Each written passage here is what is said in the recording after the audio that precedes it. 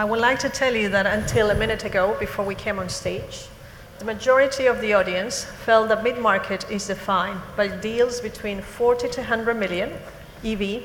That was about 44% of the audience.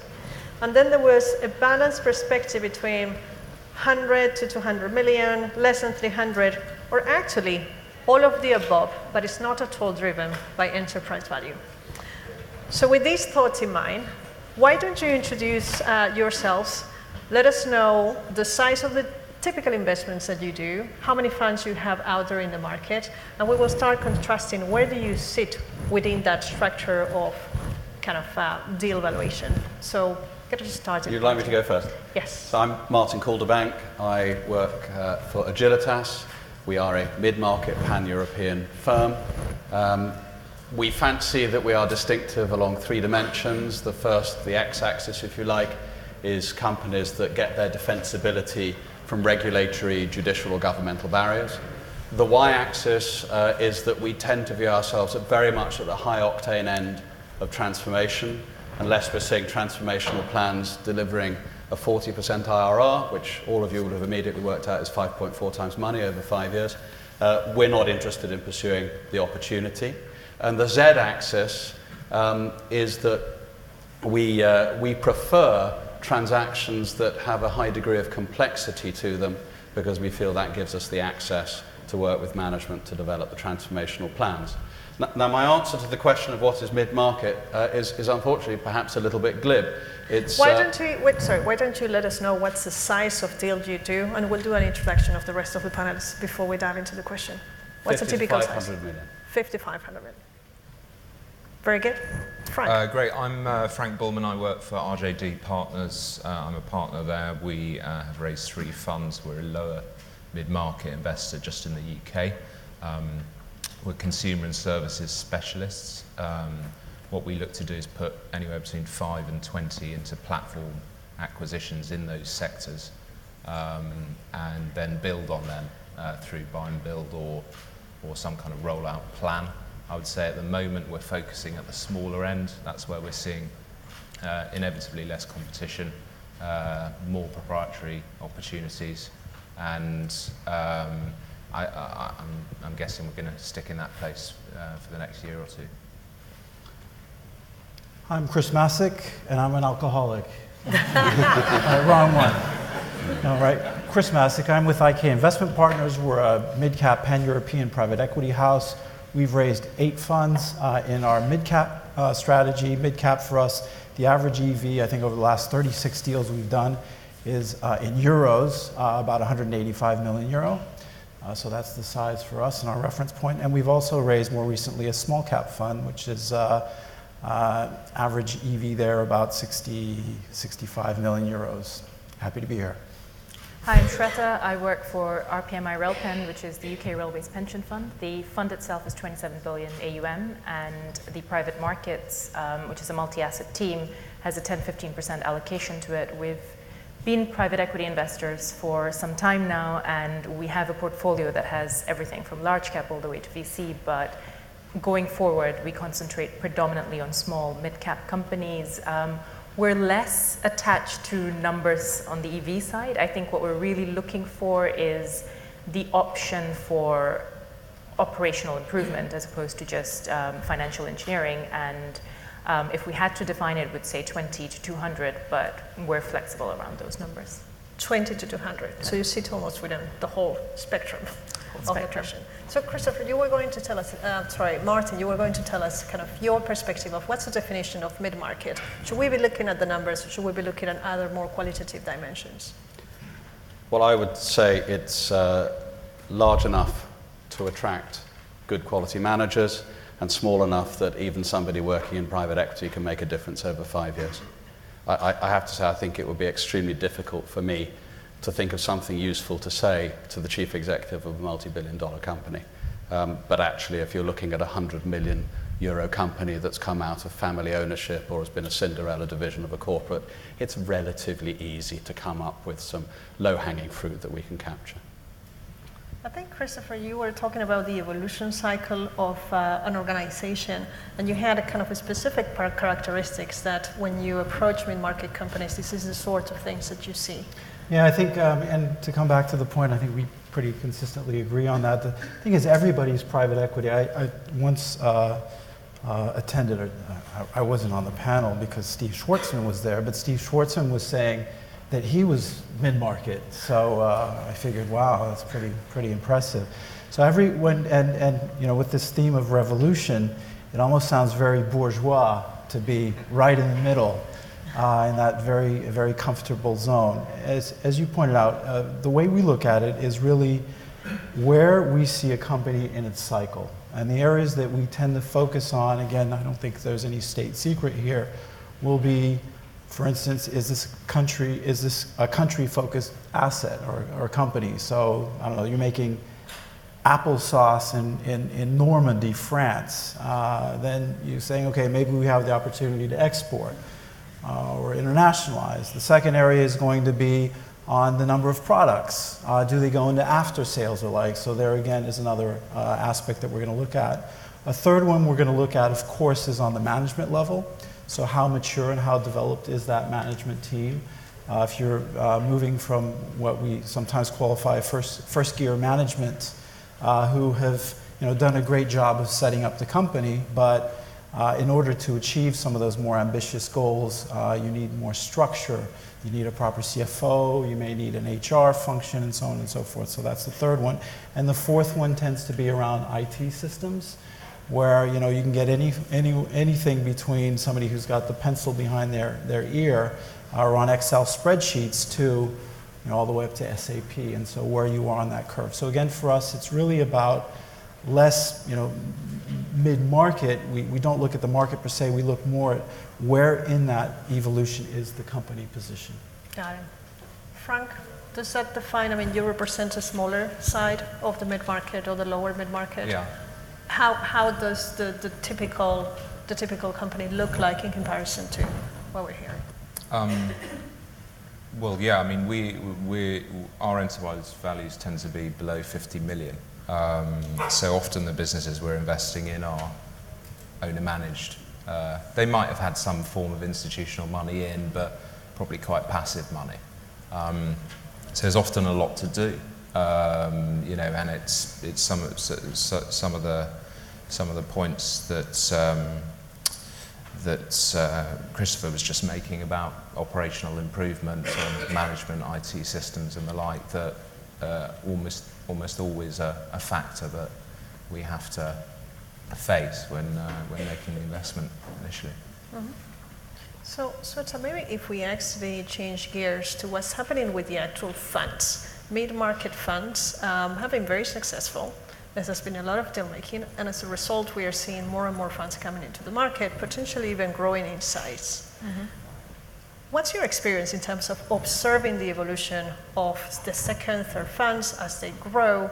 How true, how true are they staying to the mid-market space, some of these GPs? I think the answer is it really depends. And there's a couple of dynamics going on here.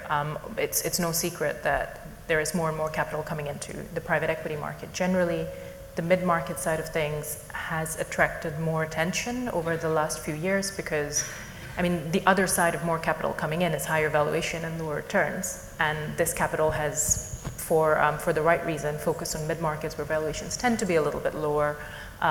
Entry valuations, you have that option for multiple increase, you have that option for the operational improvements that we all talked about just now. And the natural dynamics is that you expect to see returns going down, even in the mid-market side of things. I think the one thing that's really clear from what the panel has said so far is that this is an operationally intensive strategy. So for that, you require the human resources to be able to go in, evaluate the companies, do the DD, and guide these companies towards professionalizing them towards the next stage of their evolution, and that requires people. So if you're raising double, triple the amounts and you're not correspondingly increasing the number of resources you have, whether it's operational or investment resources, that for us is an issue. It can be done. I know of some larger funds that have stayed true to the mid-market DNA, but it is difficult. So what you're seeing is companies moving a little bit to the upper end of the market, or potentially a little bit independent of. And that's not to say that there are no value creation levers, because from a 50 to 100 million company, there are still ways to professionalize these companies. It's just the lower hanging fruits tend to be picked earlier on. Yeah. What are the thoughts from the non-LP perspective about this kind of dissolution of the true mid-market element of this space, if we think about deal values going up and therefore going into kind of higher multiples and losing some of the attractiveness? Where do each of your funds stand in this spectrum of evolution, or staying very true to the definition of mid-market? Christopher? Sure. Actually, the way we resolved that conundrum was it was twofold. The first thing we have, we as all my esteemed panelists do, is we manage a business. And in a business, you have talent, you have people, and you want to see them grow and develop. And the worst thing in any organization is if you don't have growth. Now, what we've experienced, and you're absolutely correct in pointing that out, in this industry is a lot of quote-unquote mid-market firms who have, in the recent years, doubled or even trebled in size. And so the real fundamental question there is, can you really stick to the same consistent strategy or not? And everybody swears that they do, and they're going to be in consistency there. The way we addressed it was we tried to reasonably cap the growth and development of the size of our fund and added more resources. So we have run statistics on, again, the last 40-odd deals that we've done. I think the average EBITDA in euro for us has been 21 million euro, year in, year out, very much. You might have one or two exceptions, but it's there. So we've really tried to stay there. But the other aspect is that's how we ended up developing another strategy that gave us the opportunity to grow our fund. It gave us an opportunity to tap in a part of the market that we were missing out on, which was, again, in the lower segment. So this, for us, and I think a few other funds, it's not the easiest of strategies, but it's proven to be quite a successful one, which is trying to stick to your core. And again, not easy to do when you grow in the size of the fund and people are willing to give you a lot more money. And two, so you need discipline on how much you accept. And two, it is to develop perhaps other strategies. Frank? Yeah, I mean, I guess we're sort of at the entry level basis for a GP in terms of capital to commit. We've been there ever since we started, and we have a different set of competitors now, and there have been a lot of successful funds we've historically competed with who are now in a different part of the market. They just are. It's a fact. I think the message to LPs, I guess, if you raised a bigger fund without committing more resource internally is quite a challenging one to deliver, because you are just writing bigger checks. You're not doing the same deals, but just with a bigger team. I think the key to success is know your vocation. If you look at a sheepdog herding sheep, he looks extremely happy, and that's because he's doing exactly what he was put on the planet to do. And I think the same applies to private equity firms. If we know what our firm is about, if we know which sectors we particularly like, and beyond that now, which transformations we're particularly keen on carrying out, and we focus on those, we will get better and better at it. And I think that leads not only to the joy of the working dog, but also, I think, to higher returns for our investors. So saying, I don't think that should necessarily be thought of as a particular fund size or a particular geographic market. I think those are quite simplistic ways of thinking about vocation in the private equity industry. But if we can think about vocation in terms of what we bring to the portfolio companies, as opposed to what particular deal size we do, then I think it's possible to develop in the kind of way that we have seen other firms develop without losing touch with our core skills. So if you were to be pitching your next fund to Sweta, would you be capping the size of your fund to be able to stay within the space where you have strength, or would you be looking to duplicate or grow the operational people behind? you're behind the team? I think, obviously, if you completely multiply your fund size by an enormous amount, then you're getting into a place where to continue to do what you're doing, you're going to end up changing the shape of the team too radically. And then important questions need to be asked about firm culture. So we need to grow, but not in such a way that we're leaving our culture behind or putting that culture at risk. So some form of limiting the fund size to stay true to the space. So you have a couple of options here, Sweta, to choose from. Yeah, and I think, they all sound very sensible. It's that compromise. Very good. So maybe shifting a little bit gears into what have other factors that we've seen changing in the mid-market space. And I would say one of the most interesting ones to me has been the growth of secondaries. And I don't know if we have the stats to show for the rest of the audience on this one. But secondaries has been growing in terms of the proportion of the origination that is done within the mid-market space and within the lower mid-market and what you could call the mid-market. Is this something that reflects in your funds, for example, Christopher? What's your initial gut reaction? I get very, very emotional on secondaries, especially a lot of the investors, some who have invested in our funds.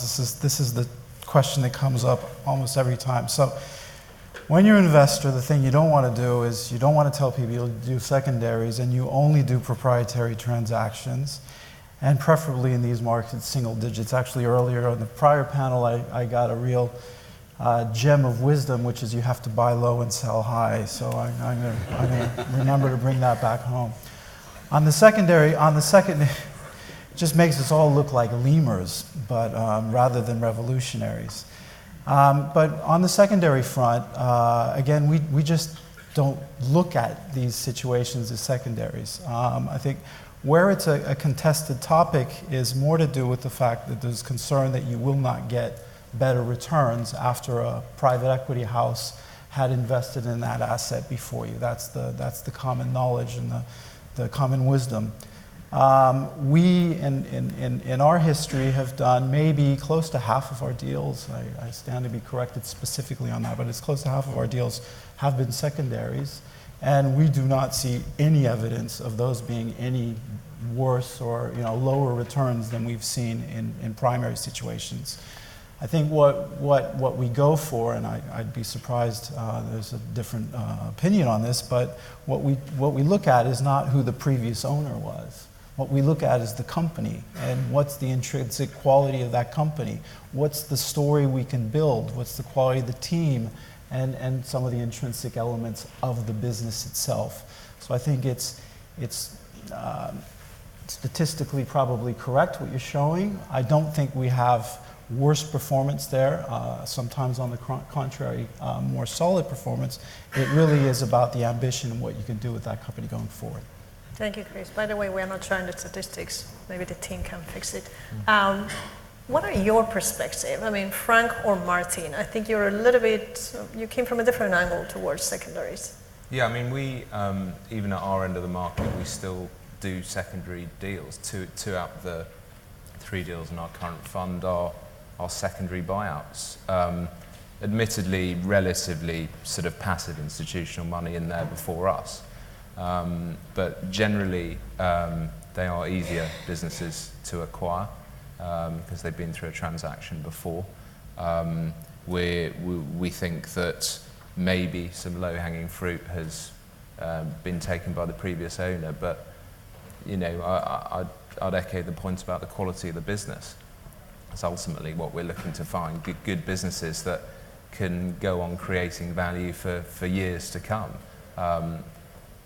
I think different GPs can bring different things, can't they, to an opportunity. So that's where sector focus comes in. Perhaps at the lower end there's less sector focus, and if an entity has moved up the size range, then it might move into the focus of a sector-focused fund who can add something new to the situation.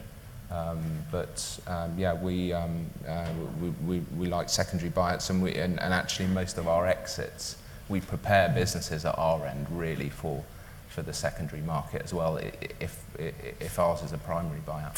And I think you mentioned ease of capital deployment, easier to read the numbers. There's some aspects, some value to secondaries as we were discussing this panel. But Martin, you seem to kind of sit on the other end of the spectrum. You perhaps were the most skeptical about secondaries. Well, I have to admit, I share the popular emotional problem with secondaries. I think it's partly the Groucho Marx thing that I really wouldn't want to buy from somebody like me. And I suspect that any decent psychotherapist would diagnose within that a high degree of self-loathing. The reality is that if you look at the evidence, secondary buyouts perform very well. We have had a great deal of success with secondary buyouts. And I think as private equity firms become more and more focused on what they do well, it becomes, by implication, logical that secondary buyouts are a perfectly decent way of making investments. We can't all be good at everything. And during a company's life, it will have different stewardship needs. And therefore, it makes perfect sense for one GP to help support a company through a particular phase and then pass it on to another GP to support it through a different phase. And indeed, I've had experience of some particularly wise LPs who have contacted us and said, we have this company through another GP, and actually they've now done what they can with it, and it probably belongs with you or somebody like you, so could you have a look at it? Which seems to be a much more constructive approach, a more understanding approach to the now focused strategies of GPs than the general revulsion at secondaries, which I am struggling to shake. I think that the revulsion to secondary, and that question is going to be for you, Sweta. Someone in this panel that I'm not going to mention told me the problem with secondaries is LP expectations. Expectations of all the transactions being proprietary, primary situations, and only sell to trade buyers. So, a couple of things. I think in our portfolio and our deal flow from whether it's across the pond in the US or in Europe, we are seeing more and more secondary transactions come through. And that's natural because the market is developing and maturing, so you'd expect to see that. In the lower mid-market space, the vast majority of companies tend to be SMEs. So if you're saying things like we're going in and professionalizing management and looking for founder management, that does beg a question: why are you not looking from what is a larger target pool versus just what is in there already in the ownership of other private equity funds? Having said that, I think ultimately it goes down to DD. I think it's been mentioned a number of times. It's the life cycle of a company is not dependent on just the 5-10-year hold that a private equity fund has, and it continues to evolve. So there can be value created beyond one private equity fund ownership, but the other fact of the matter is also that low-hanging fruits have been picked, and ultimately it comes very nicely packaged because these are clever people, smarter marketing people that you're buying from, compared to, say, a founder-owner, perhaps. So prices tend to be higher, partly as a result of that, and that is something that needs to be accounted for in the DD process. But I guess if I heard you correctly, you would not have these kind of traditional expectations in the kind of upper end of the mid-market space, but when you're seeing players working in the lower mid-market space, you will expect to see a lot more primary. You will expect to see a lot more like doing the initial As a proportion, absolutely. We view secondaries with skepticism. Having said that, we recognize that they can still be good deals. Okay, and since you're focused on secondaries, I guess for other GPs in the room, it's interesting to get your perspective too. So we have only another few minutes, and perhaps it's a good time to focus on the do's and don'ts for the mid-market space. I think as part of this evolution of the sub-asset class within the private equity space, having been able to amass attractive returns, lower entry points, what are the do's and don'ts to succeed in the mid-market? I think it comes back to knowing your vocation. Before we set up Agilitas, I did a little bit of work looking at the conglomerate era, because I think the private equity world is perhaps facing a similar point in its evolution or revolution, in that for a long time the conglomerates were simply enjoying a cost of capital advantage and playing that out. And when that came to an end, many of them came to an end, and in fact they became great begetters of deal flow to the private equity industry just as it was starting out. But the fact is that many conglomerates also survived and continued to prosper. And they were the ones who, never mind any cost of capital advantage or not, knew what they were bringing operationally to the companies they acquired. And I think private equity needs to think about itself in the same way. If we cannot say very clearly, this is what we are bringing to your company, and this is why we are the best people at bringing it to you, so we are the natural investor in your company, better qualified than anybody else. If we cannot say that, and say that with some precision, then I suspect we don't deserve to exist long into the future. But if we can say that, we will continue to do well. What are your views, Chris? I mean, you started talking about majorities, minorities, what you should consider, what you should not consider in the mid-market space, and why you have created alternative strategies. Yeah, again, I think I could consistently say what Martin's saying. I think that what was been important for us was to stick to our guns, to really stick to what we were best at. We learned the hard way. We had a fund that had, in the early 2000s, gone and developed into much larger transactions, diversified in different areas that I think neither our organization nor our investors were ready for. And that was a very, very sobering experience for us. And it brought us back to where we have been now, which is, again, the ability to stand and say the average size of EBITDA is this, the average size of the company is that, the sectors we go in, the markets we go in, and be very, very articulate and clear. So I think that we've learned. It's really the focus, staying where you're best at. And if you really do want to grow and develop, as we've experienced, we said it is to develop into other spaces, but through separate vehicles. Through separate strategies. Yeah. Frank, any thoughts? Yeah, I mean, especially at the moment, we're very conscious of multiples, valuations. We are looking to invest in very solid, stable assets that are clearly growing, but have not been through any kind of aggressive growth recently. I think aggressively growing businesses, especially if you're buying on a secondary basis, is something we're avoiding. Not just maybe organic, but certainly acquisition-led kind of scenarios. We want to manage that risk in this, the risk of overpaying for that type of asset in this environment. No ticking bombs. That's right.